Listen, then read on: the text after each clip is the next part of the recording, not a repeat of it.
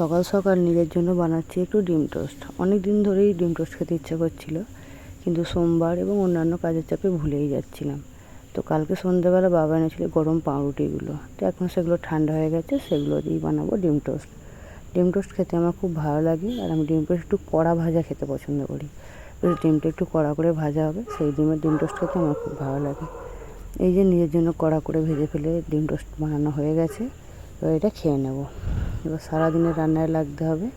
সারাদিনে রান্না করেছি, ভিডিও করতে ভুলে গেছি। তো বিকেলবেলা খাচ্ছিলাম আমি আর আমার যা মিলে ফুচকা।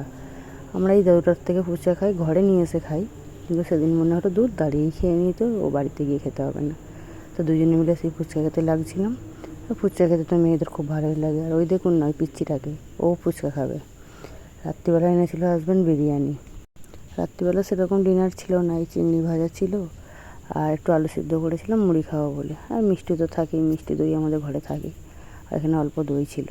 তো সেই সব রেখে দিয়ে আমি খেলাম বিরিয়ানি। আমি বিরিয়ানিটা কী দিয়ে খেয়েছি জানেন? চিংড়ি ভাজা দিয়ে। যখনই বিরিয়ানিটা খেতে যাব, আমার ছেলে এক মুঠো চিংড়ি বিরিয়ানির মধ্যে দিয়ে দেয়। তো সেই নেই, ছেলে যেমন দিয়েছে সেটাই খাচ্ছি।